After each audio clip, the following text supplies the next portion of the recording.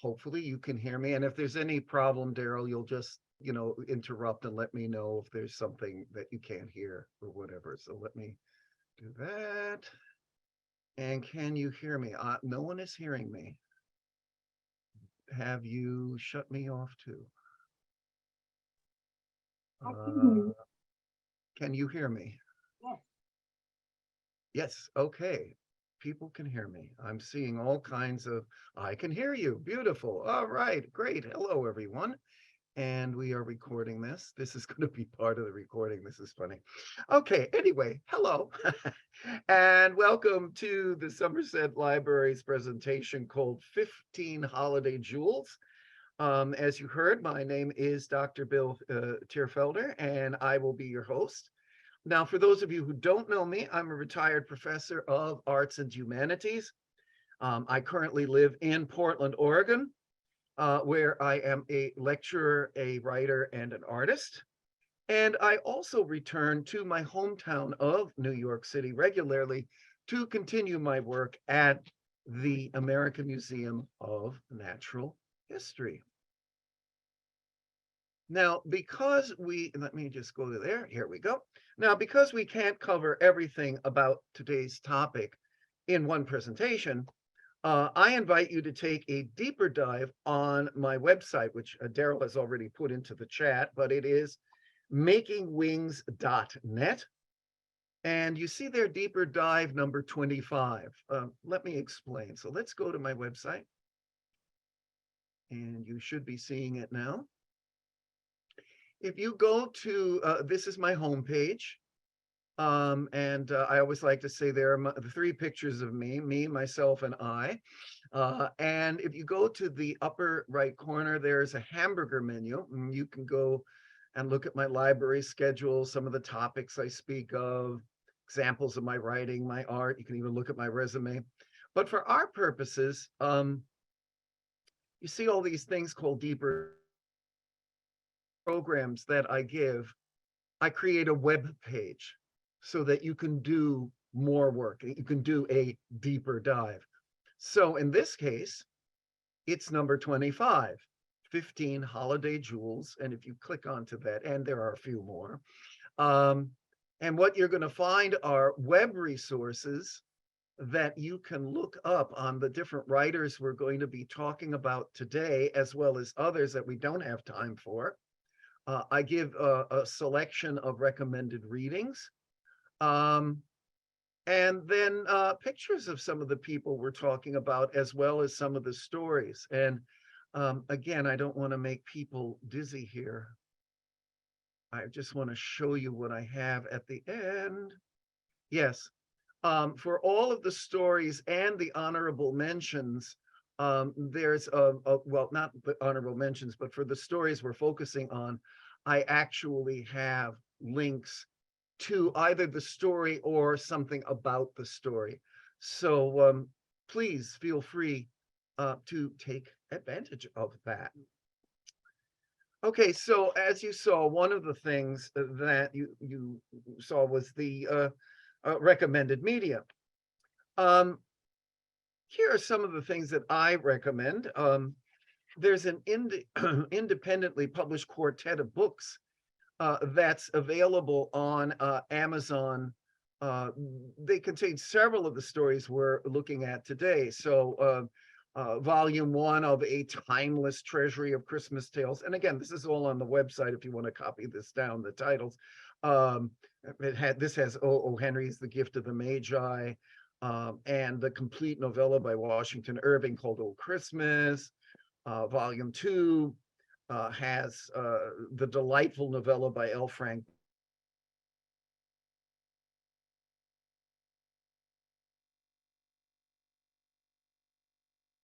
A fourth volume has wonderful stories like Anthony Trollope's Christmas at Thompson Hall. So wonderful, wonderful collection. There's Truman Capote's A Christmas Memory that I certainly recommend. Certainly everybody knows a Dickens Christmas Carol, but he also wrote, a lot of people don't realize that, he also wrote 4 other Christmas novels. So it ain't just a Christmas Carol. There are other goodies there. And we're actually going to be looking at one of those a little later on. How about Dylan Thomas's A Child's Christmas in Wales? Um, so there are many, many books out there. But what is today about? Well, what I'd like to do is to share with you 15 wonderful holiday stories and a few honorable mentions that you might not know, or that maybe you haven't read yet. And I'd love to give you some ideas for holiday entertainment that has nothing to do with A Christmas Carol or Charlie Brown Christmas or The Nutcracker. Nothing wrong with those classics, but sometimes we have a hankering for something that's a little bit different. So I'm going to begin with a couple disclaimers. First off, I'm absolutely sure that there are wonderful European, South American, Asian, and African holiday stories. But to keep this project simple, I stuck to kind of a top 15 or a top 20 list. List from a variety of sources, all of which you can find on my website, by the way. Newspapers, magazines, literary scholars, not the least of which Oprah Winfrey.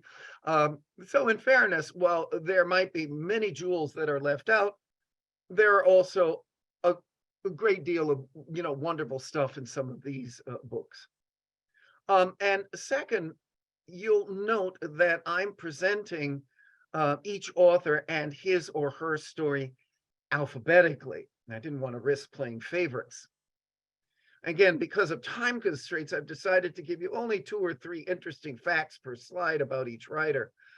If we were in the classroom or the library community room of your library right now instead of Zoom land, we could spend much more time going over other biographical details. However, if you do want to experience a deeper dive into the lives and writings of each author, once again, there's makingwings.net, deeper dive 25. And as you saw, there are links to the complete biographies, short summaries, and many other related materials. So with all of that said, why don't we get started? And we're going to start with our first author alphabetically. Sure, he needs no introduction. It is Hans Christian Andersen. He was born in 1805 near Copenhagen, Denmark, and he died there in 1875. Today, he's regarded as the Danish master of the literary fairy tale. Now, literary fairy tales are original stories not based on previous sources. So that's the difference between, let's say, a Grimm Brothers fairy tale and a Hans Christian Andersen fairy tale.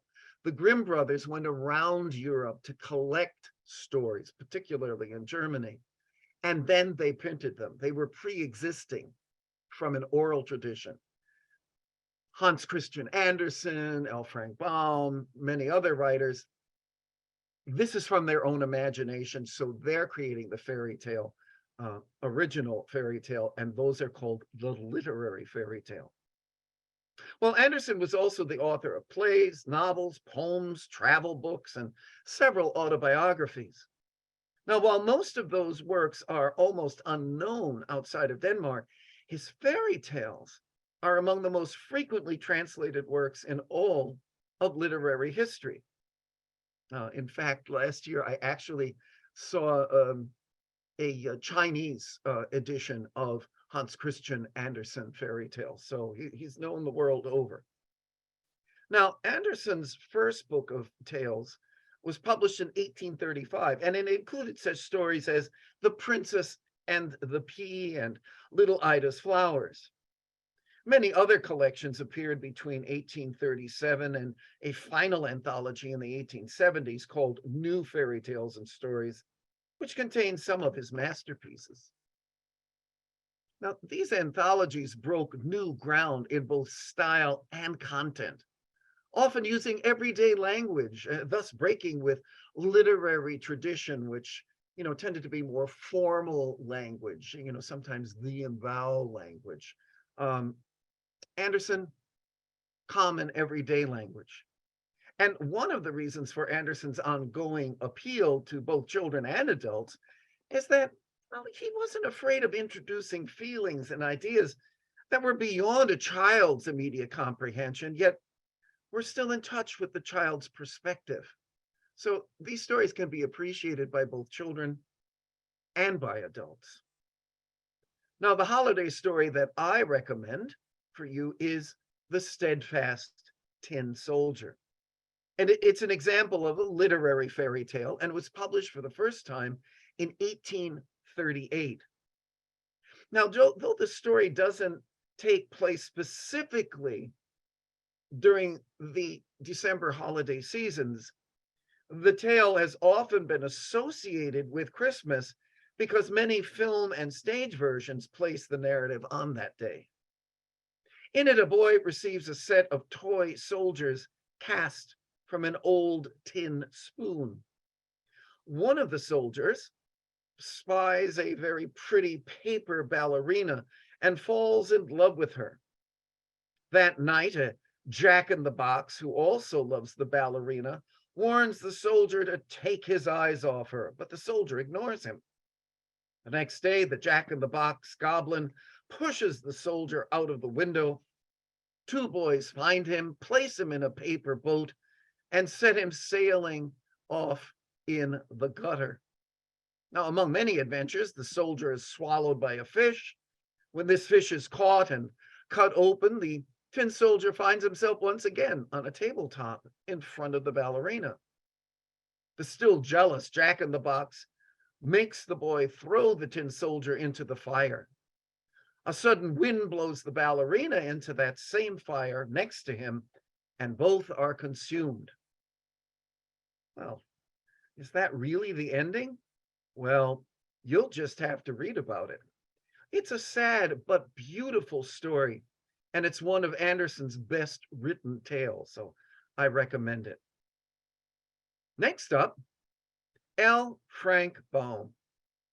In 1897, Baum published his first collection for young readers called Mother Goose in Prose, which was illustrated by the renowned artist Maxfield Parrish.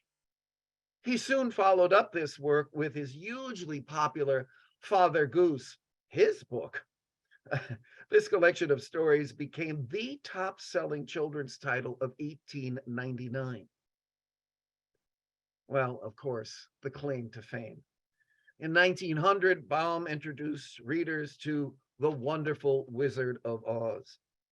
The story of Dorothy's quest to find her way home, accompanied by a tin woodsman, a scarecrow, and a cowardly lion, was so successful, and this is something that a lot of people don't realize, it was so successful that Baum actually wrote 13 more Oz adventures. So there's a grand total of 14 Wizard of Oz novels.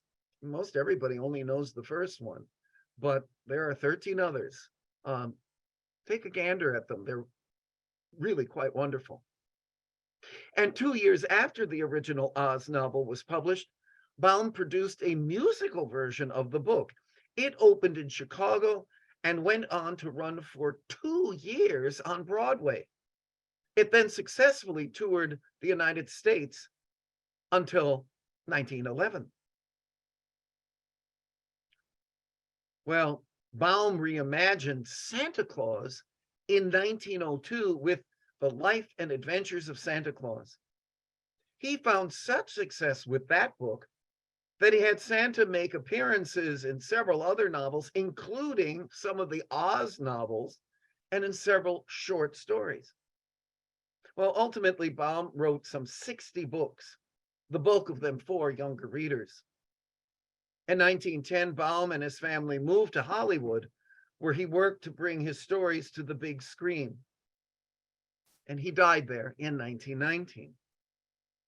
Now, I recommend a delightful short story that Baum wrote in 1904 called A Kidnapped Santa Claus. The story deals with Santa Claus's kidnapping by 5 pagan demons who live in a cave. Um, why do they kidnap him? Well, it's in an effort to thwart his yearly delivery of toys. The demons, who are called selfishness, envy, hatred, malice, and a rather ambiguous demon called repentance, resent that Santa's influence keeps children from visiting their cave. So they kidnap Santa on Christmas Eve. Well, the rest of the story deals with rescue operations and a very forgiving Santa who returns things to normal. It's been called one of Baum's most beautiful stories, and it constitutes an influential contribution to the mythology of Christmas and especially Santa Claus. Our next writer is Pearl S. Buck, who lived from 1892 to 1973. Though she was primarily educated in the United States, she spent major portions of her life in China, first as the daughter of Presbyterian missionaries, and then as the wife of a missionary, and eventually as an English professor at various universities.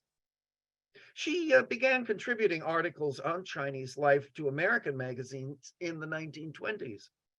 And in 1930, she published her first novel, East Wind, West Wind, which deals with the complexities of a Chinese family split between America and their Asian homeland. Well, as you probably already know, her career truly took off from there. The Good Earth, published in 1931, is a poignant tale of a Chinese peasant and his slave wife. It won the Pulitzer Prize in 1932, and it established Buck as a major interpreter of East to the Westerners. And this novel, of course, was adapted for the stage, and became a very highly regarded Oscar-winning film as well. It was followed by the novel Sons in 1932, and another called A House Divided in 1935. The 3 books together, Good Earth, Sons, House Divided, were collected as a trilogy that was published as a unit in 1935 under the general title of The House of Earth. And as a result of these 3 books and her articles and other work, she was awarded the Nobel Prize for Literature in 1938. One of the few women ever to win a Nobel Prize, and certainly one of the few to win it for literature. Well, from 1935 forward, Buck lived in the United States with her second husband, and with him established an adoption agency called Welcome House, which served thousands across the world until 2014, when international adoption laws changed. Meanwhile, in 1964, she also created another child sponsorship agency, the Pearl S. Buck Foundation, which since 1991 is called Pearl S. Buck International. And it's headquartered on Buck's estate, which is Green Hills Farm in Pennsylvania. The story I picked from Buck that I think is certainly worth a look, it's quite beautiful. It's a short story. It's a story called Christmas Day in the Morning. And it's definitely one of our 15 jewels. This short story was originally published in 1955. Now, without giving too much away, it tells the story of a young man named Rob who finds himself on Christmas Eve without a gift for his beloved father. The story is told as a flashback. Early one Christmas, Rob, as an older man, thinks back to the best Christmas morning in the year when he was 15 and living on his family's dairy farm. That year, Rob surprised his father with a very special, heartfelt gift by getting up in the middle of the night to do all the milking by himself so that his father could have Christmas morning off. The boy's joy in planning the surprise for his father and the touching appreciation, pride, and love in the father's gratitude are told beautifully. Now, I recommend the lovely HarperCollins illustrated version of the story with realistic paintings by Mark Booner. His deep-toned, striking illustrations are a feast for the eyes. And again, this is a story I would probably say intended for younger readers. So for any of us who are of a certain age, this is a great read for your grandkids or for young children, but it's a beautiful story for us adults too. Well, for us adults. Um, there's Truman Capote, who was born in 1924 in New Orleans and died in 1984 in Los Angeles. Now, because his parents divorced when he was young, he spent his childhood with various elderly relatives in small towns in Louisiana and Alabama. He attended private schools and eventually joined his mother and stepfather, Joseph Capote, at Millbrook, Connecticut, where he completed his education. Well, he achieved early literary recognition in 1945 when his haunting short story Miriam was published in Mademoiselle magazine. His first published novel, Other Voices, Other Rooms, in 1948, was highly acclaimed.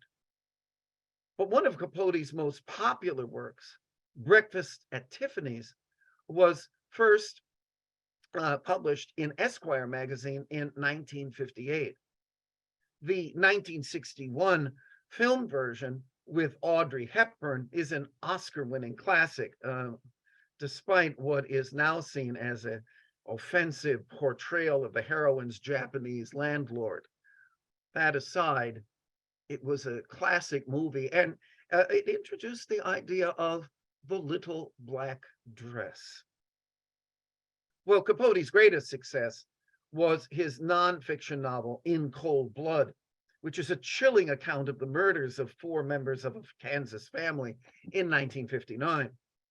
The 1965 book and the 1965 Oscar-nominated film were both critical and popular successes and proved to be the high point of Capote's dual careers as a writer and a celebrity socialite. Endowed with, I went too far. There we go. Endowed with a quirky but attractive, he was a quirky and attractive character. He entertained television audiences with outrageous tales recounted in his distinctly high-pitched, lisping Southern drawl. Well, in the late 1960s, he adapted 2 short stories about his childhood, A Christmas Memory and The Thanksgiving Visitor, into award-winning television films. Now, these were the last major successes of this jet-set celebrity, right? In later years, Capote's growing dependence on drugs and alcohol stifled his productivity and eventually brought about his death. Now, I absolutely confess that the story A Christmas Memory is one of my absolute favorite holiday stories. And the Geraldine Page film adaptation remains a holiday treat. Now, without revealing too much, the story is narrated by a 7-year-old boy named Buddy, who tells us about his delightful relationship with his older female cousin, Sook.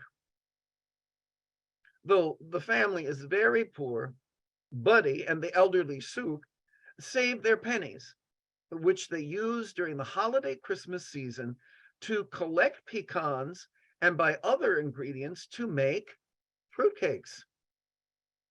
Now, although set during the Prohibition, they send their whiskey-soaked cakes to everyone from acquaintances they've only met once or twice to people they've never met at all, like President Franklin Delano Roosevelt.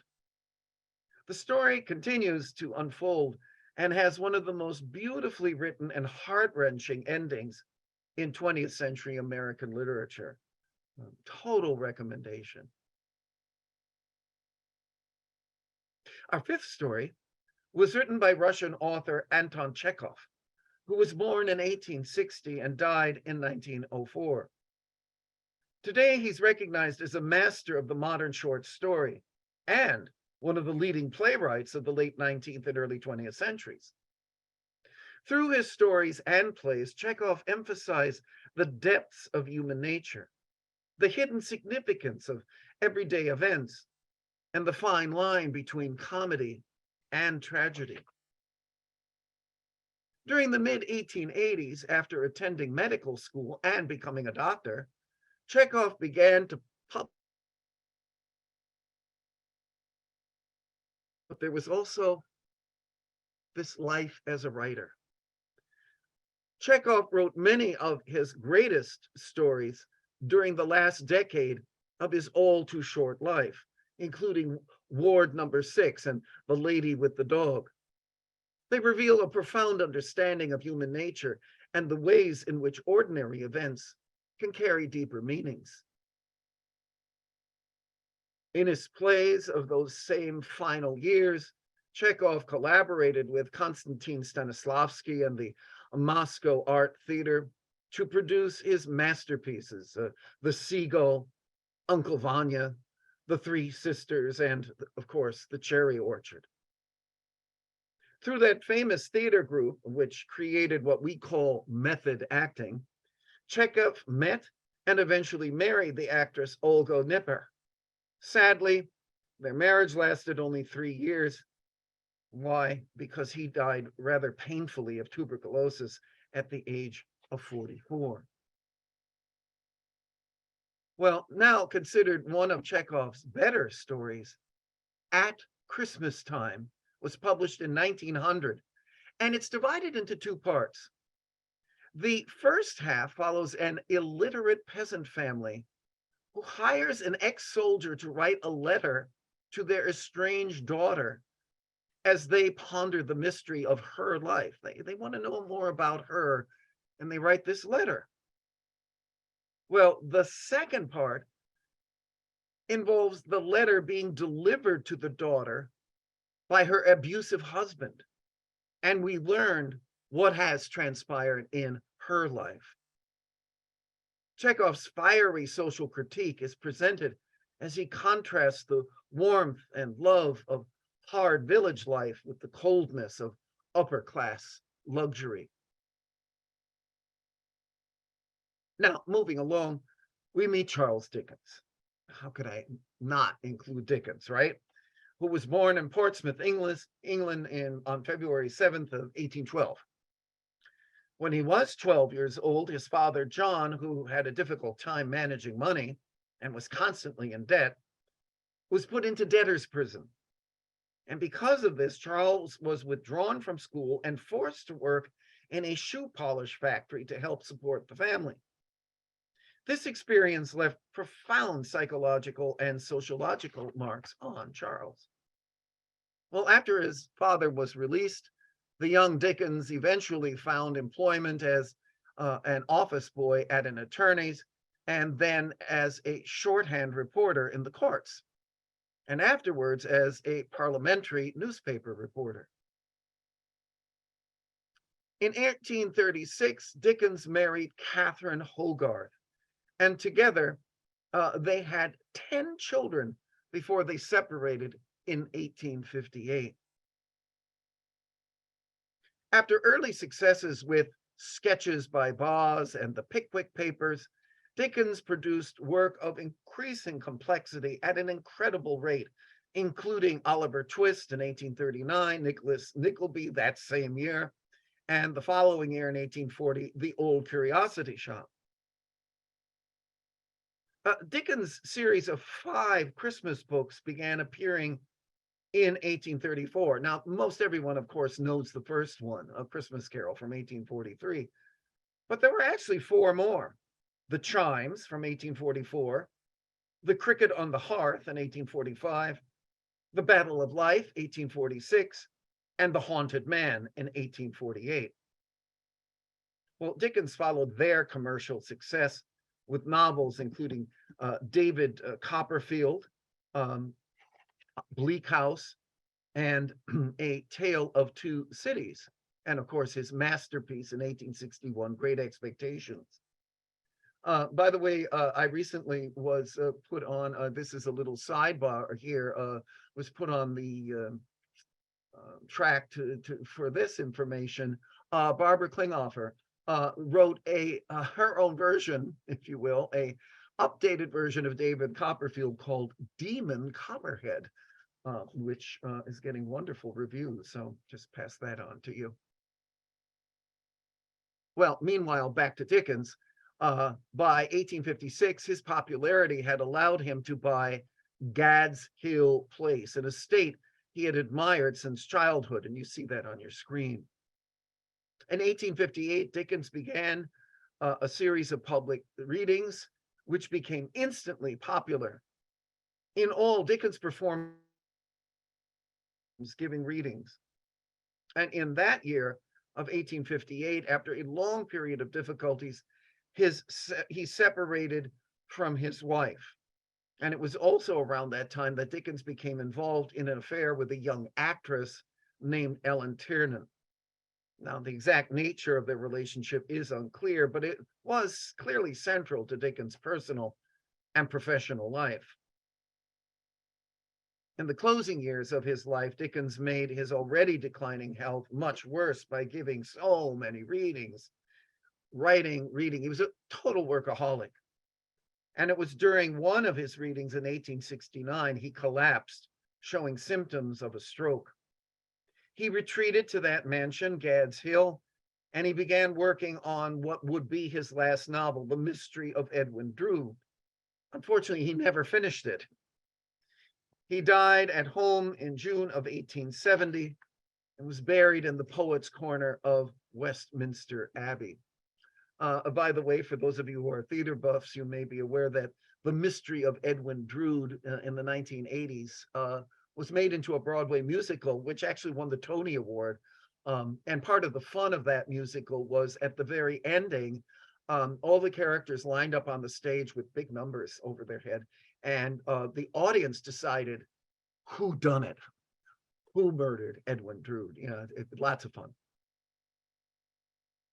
Well, the story that I've picked, again, it's one of those Christmas novels, and it's, again, everybody knows A Christmas Carol, but here's one that I think you might really enjoy. It's called The Cricket on the Hearth, A Fairy Tale of Home. Okay.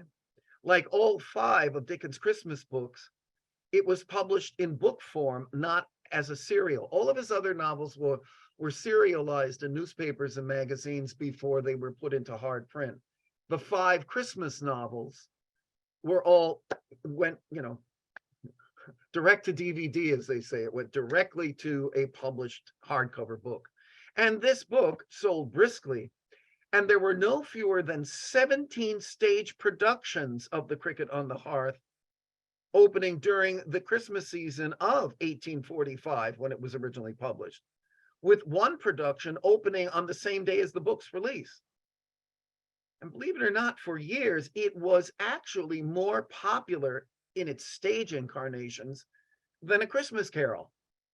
Kind of find that hard to believe, right? But this was actually the more popular Christmas book. Now, in this wonderful story, John Peerybingle, don't you love Dickens' names? John Peerybingle, a messenger carrier, lives with his young wife, Dot, their baby boy, and their nanny, Tilly. A cricket chirps on the hearth and acts as a guardian angel to the family, hence the cricket on the hearth. He's the guardian angel. Well, one day a mysterious stranger appears and takes up lodging for a few days. And the life of the Peerybingles then after that intersects with that of Caleb Plummer, a poor toy maker who has a blind daughter, Bertha, and a son, Edward, who traveled to South America and is thought to be dead. And more than that, I won't tell you. It's a wonderful story and a delightful change from the ubiquitous Christmas Carol. Now, our next author, Sir Arthur Conan Doyle, like Chekhov, was a doctor. He was born in 1859 in Edinburgh, Scotland, and died in 1930 in Sussex, England.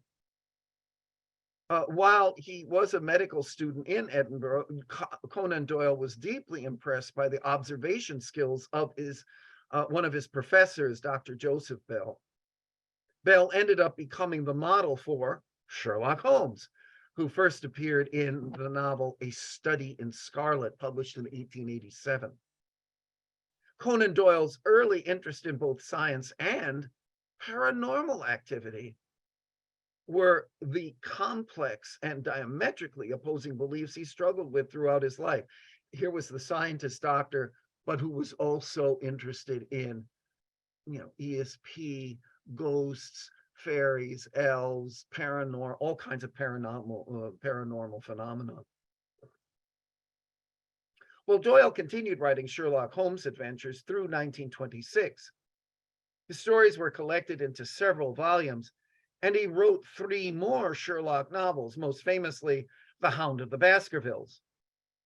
But Doyle also produced a tale of 14th century chivalry called The White Company in 1891, and a masterwork of science fiction called The Lost World in 1912.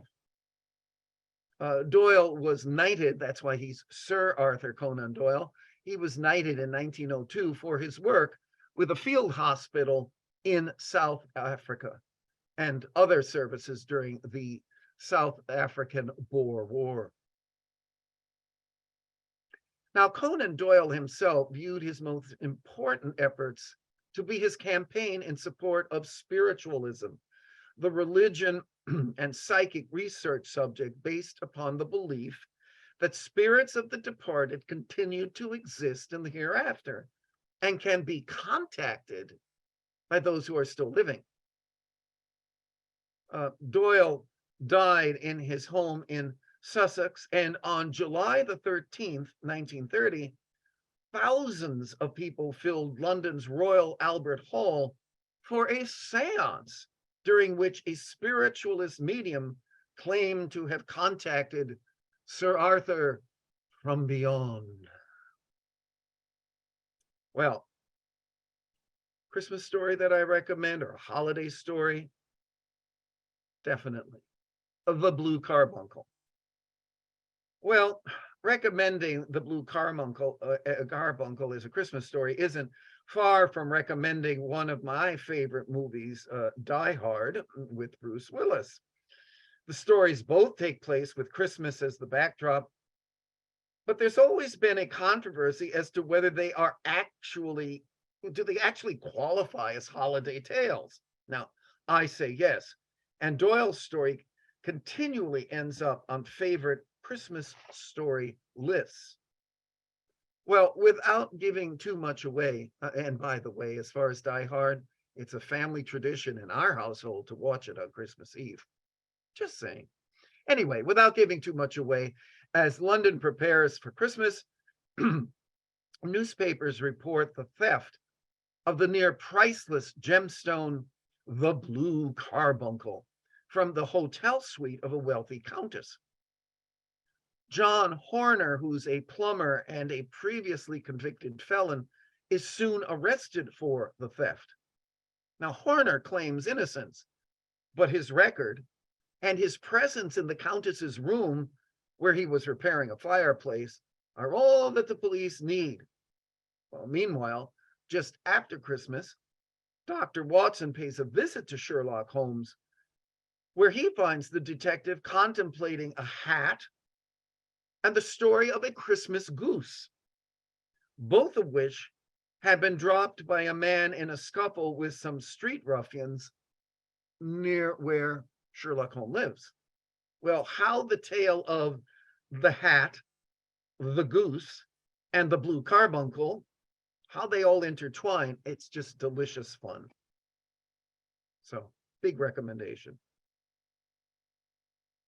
Our next writer, of course, O. Henry, pseudonym for William Sidney Porter. He was born in 1862 in North Carolina and he died in New York City in 1910. Now, after attending a school run by his aunt and clerking in his uncle's drugstore, he moved to Texas in 1882, 20 years old, where he worked a variety of jobs, including as a teller in the First National Bank of Austin, Texas. Well, in February of 1896, he was indicted for embezzlement of bank funds. Well, one theory is that he was actually a whistleblower and not a thief. Again, it's kind of an unsolved case. In any event, the very, very well-liked Porter received the lightest possible sentence, and in 1898, he entered the penitentiary in Columbus, Ohio. His 5-year sentence was shortened for good behavior. Now, while he was a night druggist there in the prison hospital, he wrote stories to earn money to support his daughter, Margaret, after his wife had died. His stories were immediately popular, and when he emerged from prison, William Porter had become O. Henry and would become famous as the writer of over 600 short stories. And there are many theories as to why he picked the name O. Henry. Have fun Googling that. Well, from December of 1903 to January of 1906, he produced a story every single week for the New York Sunday World, as well as other publications. His hardcover story collections, Cabbages and Kings, from 1904, and The 4 Million from 1906, and its famous story, The Gift of the Magi, and The Trimmed Lamp from 1907, were all immediate successes. Between 1907 and his death in 1910, 7 other collections appeared in rapid succession. Many of his best stories explore the lives of New Yorkers living out their hopes and dreams against the backdrop of the daily grind of urban life. Well, despite his popularity, O. Henry's final years were marred by ill health, desperate financial struggles, alcoholism, and an unhappy second marriage. After his death, several more volumes of unpublished or early stories appeared. The O. Henry Prize, given annually to outstanding short stories, was established in his honor in 1919 and remains a much coveted prize. Well, if you've never read The Gift of the Magi, you're in for a treat. It's a story of a young husband and wife, Della and Jim, and how they deal with the challenge of buying secret Christmas gifts for each other with very little money. Oh, it's a sentimental story for sure, but has a wonderful moral lesson about gift giving that's been adapted very often, especially for presentation at Christmas time. The plot and its twist ending are well known, and that ending is generally considered one of the best examples of comic irony in all literature. But if you've never read it, I won't give anything away, so no spoilers, please.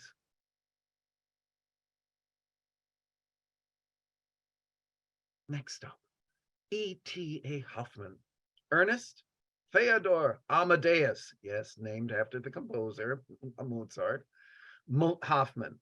Ernst Theodor Amadeus Hoffmann was born on January 24th of 1776 in Königsberg, Prussia, and died on June 25th in 1822 in Berlin.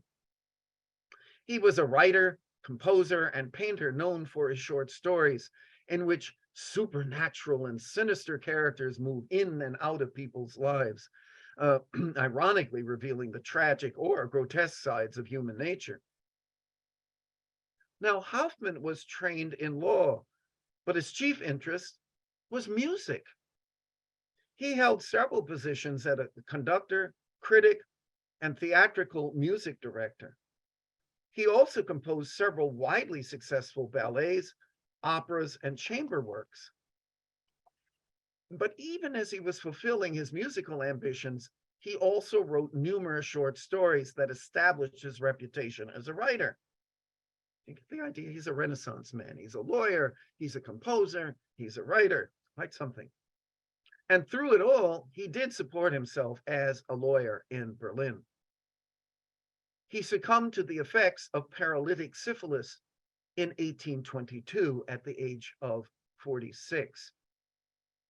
I would say, by the way, in terms of his music, if you go to YouTube and you just type in E.T.A. Hoffmann, you can find many examples of selections from his chamber music, his orchestral work, and even some arias from his opera. He's actually quite a wonderful composer.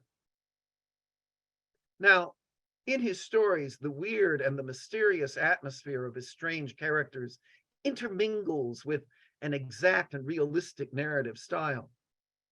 His use of fantasy, ranging from fanciful fairy tales to highly suggestive stories of the macabre and supernatural, served as inspiration to several operatic composers, including most famously Jacques Offenbach, who transformed 3 of Hoffmann's stories into the opera The Tales of Hoffmann, in which Hoffmann himself is the central figure. Indeed, next to stage adaptations of Dickens' Christmas Carol, Tchaikovsky's ballet, based on the novella The Nutcracker and the Mouse King, is the most ubiquitous Christmas theater piece during the holidays. Now, the original story concerns a girl named Marie who receives a nutcracker on Christmas Eve that looks like a soldier. Now, she's called Clara in the ballet and in other adaptations. Well, that night, Marie witnesses a battle between her dolls under the leadership of the Nutcracker and dozens of mice whose king has 7 heads. Well, the following day, Marie finds out that the Nutcracker was once a young man who was cursed by the Mouse Queen. Further battles between the Nutcracker and the Mouse King take place before the rodents are defeated and the curse is finally broken. And, as they say, everyone lives happily ever after. Now, if you only know the ballet, and it's wonderful, do yourself, though, a favor and read the original story by Hoffmann. It's really quite wonderful. Our 10th writer is Washington Irving, who was born in New York City in 1783 and died on his estate in Tarrytown, New York in 1859. Though he studied law and became a lawyer in 1806, Irving was always attracted to writing and early on began contributing delightful tales to New York newspapers and magazines. One of those early successes was History of New York by Diedrich Knickerbocker, published in 1809. It's a comic history of the Dutch regime in New York and became the basis for a Broadway show in 1938 and a very successful musical film, Knickerbocker Holiday, with Nelson Eddy and Jeanette MacDonald in 1944. In 1815, during a business trip to England to look after the interests of his brother's hardware importing firm, Irving met the great writer Sir Walter Scott, who encouraged him to continue his writing. The result was the sketchbook of Geoffrey Crayon, published in 1820. Most of the book's 30 stories concern Irving's impressions of England, but 6 chapters deal with American subjects, and of those, the tales The Legend of Sleepy Hollow and Rip Van Winkle have been called the first American short stories. The tremendous success of the sketchbook in both England and the United States assured Irving that he could live through his writing. Now, early in 1826, he accepted an invitation to the American Embassy in Spain, where he continued to write both fiction and biography. But after a 17-year absence in Europe, Irving returned to New York in 1832, and except for 4 years, when he was ambassador to Spain for the United States between 1842 and 1846, his life at his home, Sunnyside, in Tarrytown, New York, on the Hudson River, where he continued to write. As far as a holiday book, well, Irving's Old Christmas was published in book form in 1876 after his death. It contains the 5 Christmas stories found in his 1820 sketchbook, where he portrayed an idealized old-fashioned Christmas as it would happen in a quaint English manner.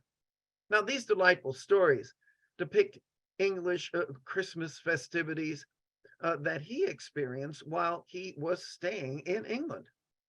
Now, the book was widely popular, and today Irving is credited with helping shape the Christmas holiday in America, much the same way Dickens did in England with his 1843 novella, A Christmas Carol.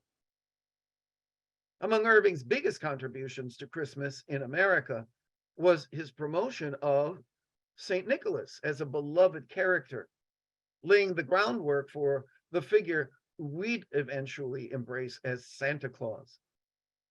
Any one of the 5 stories in Old Christmas make for a delightful holiday read. Now, next up is a writer you might not be familiar with. Selma Lagerlöf was born in Sweden in 1858 and died on the family estate there in 1940. She was primarily a novelist, and in 1909, she became the first woman to win the Nobel Prize for Literature. So Pearl S. Buck won it, but Lagerfeld was the first.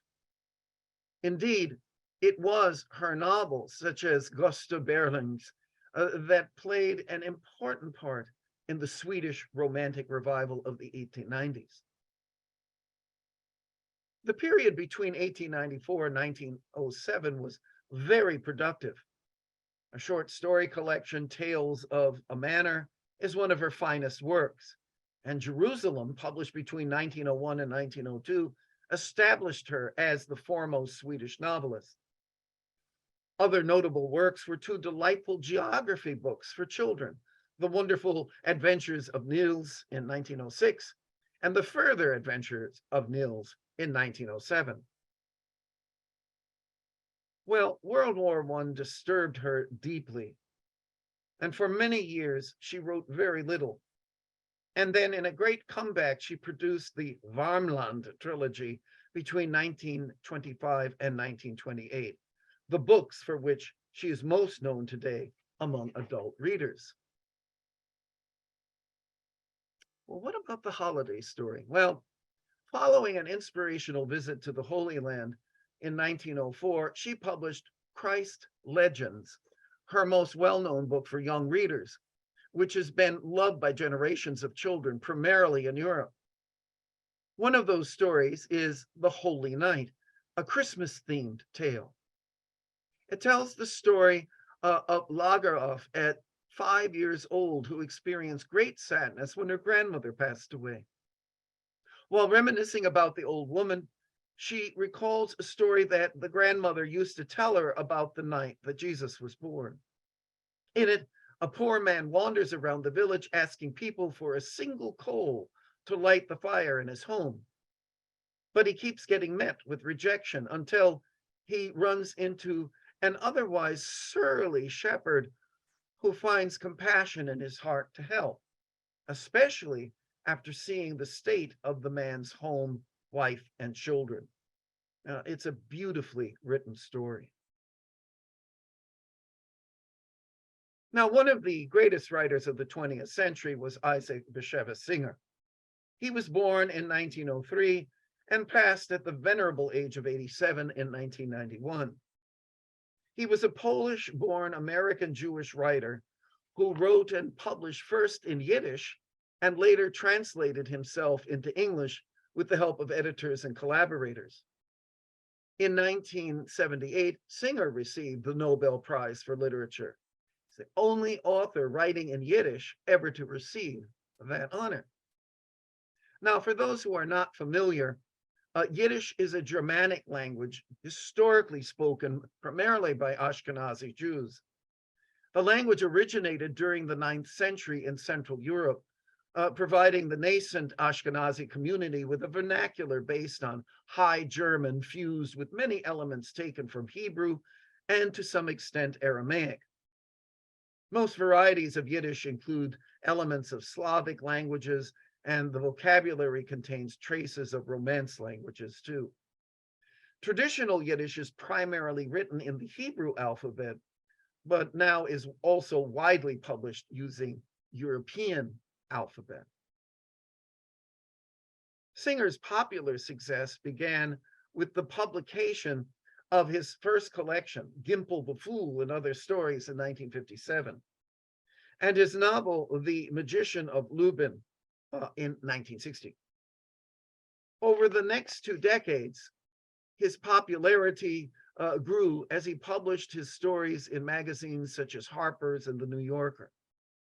He also began writing children's books, including Zleta the Goat and Other Stories in 1966, illustrated by Maurice Sendak. He lectured regularly and continued to produce new stories, novels, and collections in both Yiddish and English, including The Spinoza of Market Street in 1963, A Friend of Kafka and Other Stories from 70, Enemies, A Love Story, 1972, and Shoshua from 1978. Now, he was awarded 2 U.S. National Book Awards, one in children's literature for his memoir, A Day of Pleasure, Stories of a Boy Growing Up in Warsaw, and one in fiction for his collection, A Crown of Feathers and Other Stories in 1974. Well, originally published as one of 8 Hanukkah stories for younger readers in Singer's The Power of Light in 1980, the parakeet named Dreidel tells a heartwarming and often very humorous tale. When young David and Mama and Papa are celebrating Hanukkah one frosty winter evening in Brooklyn, Papa sees a parakeet sitting on the window ledge. He lets the parakeet in, and everyone is delighted to find that it speaks Yiddish. They name it Dreidel and becomes part of their family. Well, many years later, when David is in college, he is at a party one night and tells Dreidel's story, only to discover that Zelda, a young woman at the party, owned the bird herself as a child. Papa and Mama are worried that they will have to give their beloved pet back, but then David and Zelda decide to get married after college, and what happens next makes for a truly heartwarming story. Our next holiday story is by the great Welsh poet Dylan Thomas. Thomas was born in 1914 in South Wales. Thomas dropped out of school at 16 to become a junior reporter for the South Wales Daily Post. By December of 1932, he left his job at the Post and concentrated on his poetry full time. It was during this time, in his late teens, that Thomas wrote more than half of his collected poems, just a teenager. In 1934, when Thomas was 20, he moved to London, won the Poets' Corner Book Prize, and published his first book, 18 Poems, to great acclaim. In 1936, Thomas met the dancer Caitlin McNamara in a London pub. They engaged in a passionate affair and married in 1937. Well, between 1945 and 1949, he wrote, narrated, or assisted with over 100 BBC radio broadcasts, including one show that became the basis for his famous radio drama, Under Milkwood, which was published several years later. In 1947, Thomas took his family to Italy, where in Florence, he wrote In Country Sleep and Other Poems, which includes his most famous poem, Do Not Go Gentle into That Good Night. Later that year, Thomas began writing movie scripts for Gainsborough Film Studio. Well, in 1950, Thomas went on the first of 4 tours of the United States and did much to popularize the poetry reading as a new medium for the art. His readings were both famous and notorious. He was theatrical, engaged in roaring public disputes, and he read his work with tremendous depth of feeling. A few days after his last reading in 1953, he collapsed in the Chelsea Hotel in New York after a long drinking bout. He died in St. Vincent's Hospital in New York City at the age of 39, but was buried in Wales. Now, the story that I certainly recommend here is A Child's Christmas in Wales, written in 1952 and then recorded in Steinway Hall in New York in February of that year. It's a masterpiece of language and remembrance. It's an anecdotal reminiscence of a once upon a time Christmas told from the viewpoint of a young boy. As with his poetry, this short story doesn't have a tight narrative structure, but instead uses poignantly descriptive passages to create a sense of nostalgia. If you love beautiful, artfully crafted language, then, well, I not only recommend this, but I also highly recommend Thomas's reading of his story, which is available on YouTube, among other sources. And I give the link on my website. It's just so beautiful to hear it in that beautiful Welsh accent of his. Our penultimate writer is Henry Van Dyke, who was born in 1852 and died in 1933. Now, in addition to being a writer, he was also an educator, a diplomat, and a Presbyterian clergyman. As an educator, he served as professor of English literature at Princeton University between 1899 and 1923. So he had a very long career at Princeton. President Woodrow Wilson, who was a friend and former classmate at Princeton, appointed Van Dyke as ambassador to the Netherlands and Luxembourg in 1913. Now, although inexperienced as a diplomat, Van Dyke conducted himself with great skill, maintaining the rights of Americans in Europe during World War I and organizing work for their relief.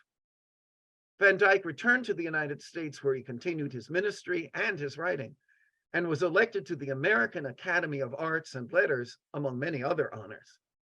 And Van Dyke died in April of 1933 and is buried in the cemetery at Princeton.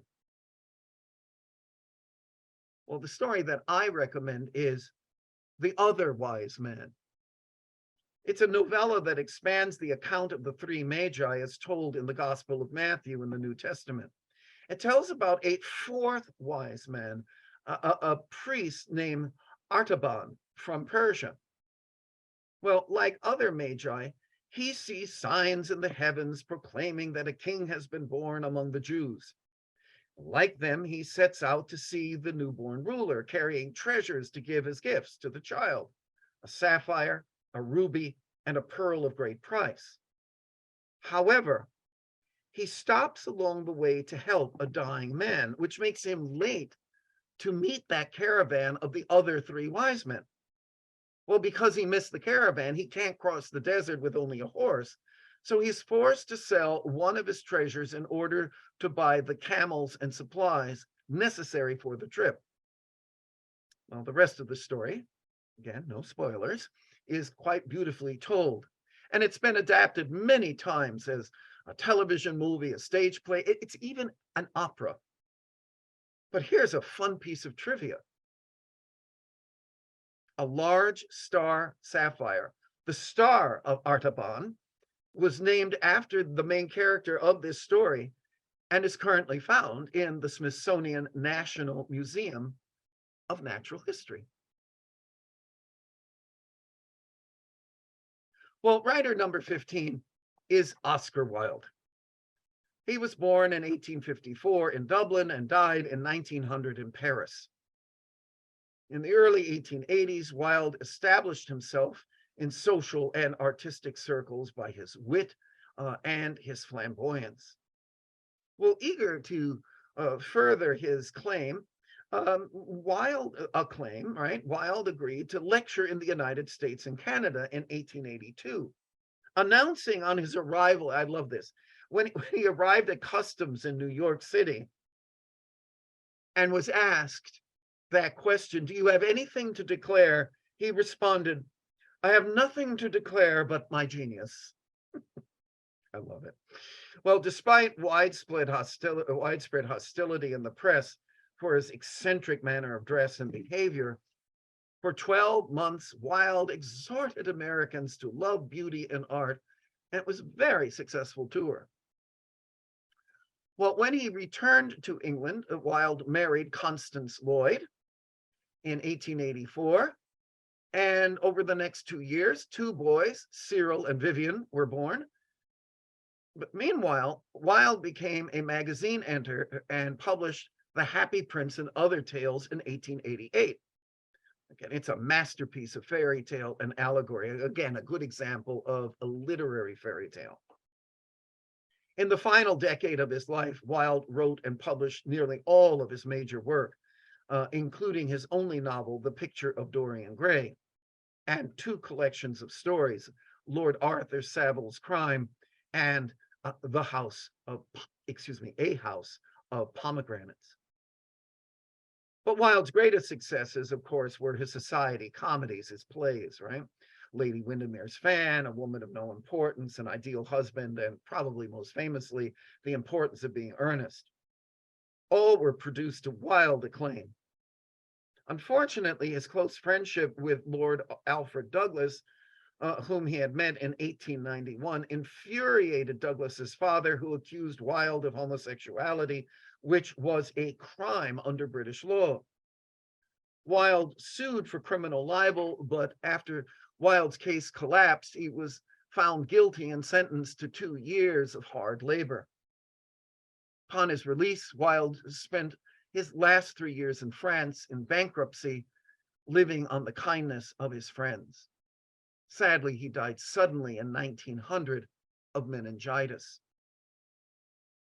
Well, the story that I recommend here is The Selfish Giant. And it's one of 5 stories that was published in The Happy Prince and Other Tales. In The Selfish Giant, a giant owns a beautiful garden. He takes offense at children who play there after school, and he builds a wall to keep them out. Well, the garden falls into perpetual winter. One day, the giant awakes and discovers that spring has returned to the garden. Why? Because the children have found a way in through a gap in the wall. He sees the error of his ways and resolves to destroy the wall. However, when he emerges from his castle, all the children run away except for one boy who climbs a tree. And the identity of that boy becomes the plot twist of the story and provides the connection to Christmas. And I won't say more. This is truly a beautifully written narrative, one for adults and young readers to savor. Well, okay, before we hear from you, I'd like to end with a shout out for some honorable mentions that appear in several holiday best lists. Now, of course, it's all subjective, but I agree that these are terrific. And once again, I present them alphabetical order by the author's name. There's Louisa May Alcott's A Christmas Dream and How It Came to Be True. It's truly a pleasant read. Maya Angelou wrote a wonderful holiday poem for the lighting of the National Christmas Tree in 1905. Amazing Peace is a beautiful book of verse. Well, then, of course, there's Raymond Briggs' classic tale, The Snowman. The 19th century Blind Irish writer Frances Brown's collection, Granny's Wonderful Chair, includes a beautiful holiday story titled The Christmas Cuckoo. You might want to try the American novelist Willa Cather's 1896 tale, The Burglar's Christmas. The Grimm brothers created an unusually warm-hearted story called The Elves and the Shoemaker, which was originally published in 1812. Wonderful story. James Joyce penned a beautifully written tale of love and loss during the holidays called The Dead, published as part of his collection, The Dubliners. And I highly recommend a beautiful film version of this story with Angelica Houston. It's quite beautiful. Well, Robert L. May's much adapted tale, Rudolph the Red-Nosed Reindeer. Here's a bit of trivia you might not know. It was originally published in 1939 as a holiday book for Montgomery Ward shoppers. May worked at Montgomery Ward, and he was asked to write this story, illustrated it, and it was handed out to people who shopped at the store. Well, the rest, as we know, is history. And then there's Lucy Maud Montgomery's Christmas at Red Butte. Well, if you enjoy her Green Gables books, you might enjoy Red Butte. In 1902, the same year she published Peter Rabbit, Beatrix Potter also produced a charming holiday tale called The Tailor, The Tailor of Gloucester. The 19th century English novelist, Sir Anthony Trollope, wrote a lovely Victorian period tale called Christmas at Thompson Hall. The tiniest jewel of the day is a 2-page letter by Samuel Clemens, aka Mark Twain, written to his daughter Susie. That's right up there with Francis Church's editorial to Virginia O'Hanlon. Is there a Santa Claus, with that famous line, yes, Virginia, there is a Santa Claus. So, you have a choice there. You could read Twain's A Letter from Santa Claus, or you can read Francis Church's Is There a Santa Claus? And last but not least on the honorable mention list is a wonderful story for Kwanzaa called Little Rabbit's Kwanzaa by the very renowned American folklorist, storyteller and children's book writer, Donna Washington. It's an absolutely delightful and heartwarming tale of a little rabbit who seeks to find something special for his sick grandmother during Karamu, which is the Kwanzaa feast. Now, once again, if you want to learn more about these writers and their stories, again, please visit my website, makingwings.net, and go to Deeper Dive number 15. And there again, I have not only the material on the 15 writers, but also on these honorable mentions.